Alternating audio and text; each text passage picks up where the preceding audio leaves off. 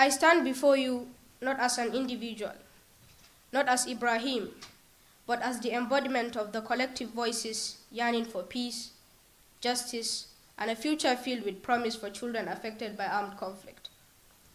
Today, I speak not only on behalf of children of Borno State or Nigeria, but for every child whose laughter has been stifled by the horrors of war.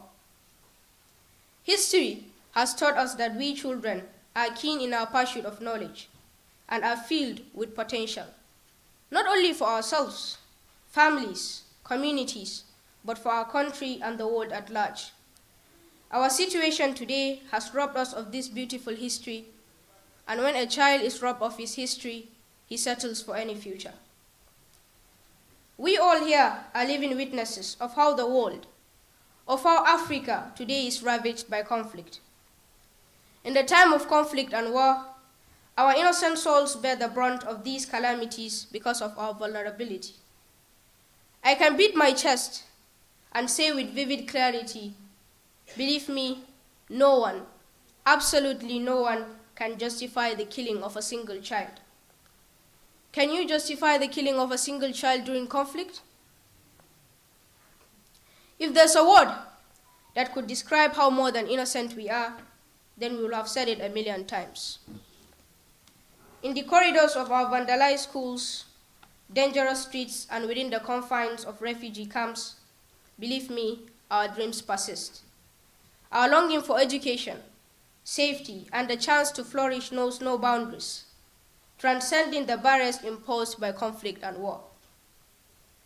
Malcolm X said, and I quote, "Education is the passport to the future, for tomorrow belongs to those who prepare for it today."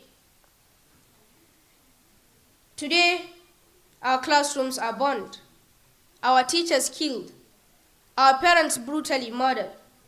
Our roads to school are no longer safe. Our schools that we regard as safe havens are now battlegrounds, and unfathomable of them all, our innocent souls are taken away from us. Then tell me, how are we preparing for education today? Throughout numerous conferences and discussions, our voices have echoed, commitments have been made, and promises reiterated.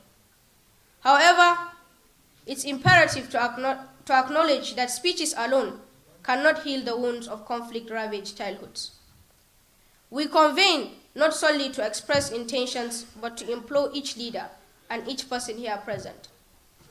The time for decisive action has arrived. Words unaccompanied by tangible actions are just air in motion. Accountability must be the cornerstone for our collective effort. Beyond this gathering, beyond this day, our call still remains one: act, implement, and deliver on the commitments made. Leaders, I urge you to heed this plea. We are not just statistics, we are promises of a brighter future.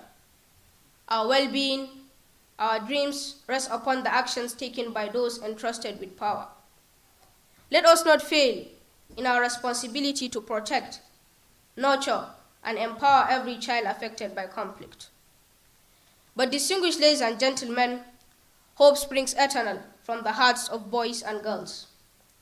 We gather here not to share tales of sorrow, but to kindle the flames of change.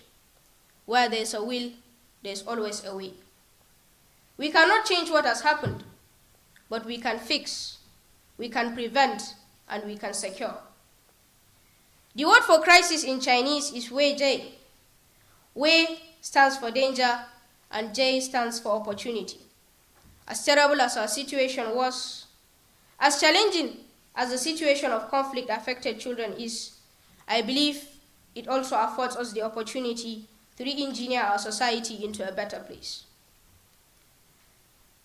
Now I believe it is obvious what we children expect from this conference. What we expect from this conference is not a repertoire of eloquent speeches or a cascade of promising commitments. Instead, it's the birthplace of concrete actions that will sow the seeds of tangible change. This is not merely a meeting of dignitaries. It's a solemn opportunity to pave a different path, one where actions speak louder than words. We stand here united in our fervent plea. Let this conference be the prelude, a turning point where impactful actions take center stage. It's time for resolutions to transition into results. We cannot afford the luxury of time.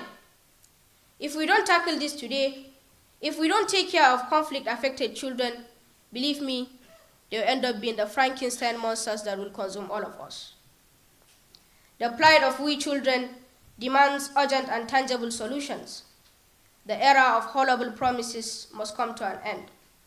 This is our clarion call. Actions, not just words, will be the measure of our success. Together, let us embark on a journey, one fueled by compassion, driven by solidarity, and stirred by the collective determination to rewrite the narrative of conflict-affected children. Let us weave a tapestry of hope and opportunity, where the scars of war serve not as shackles, but as reminders of our resilience. Thank you very much.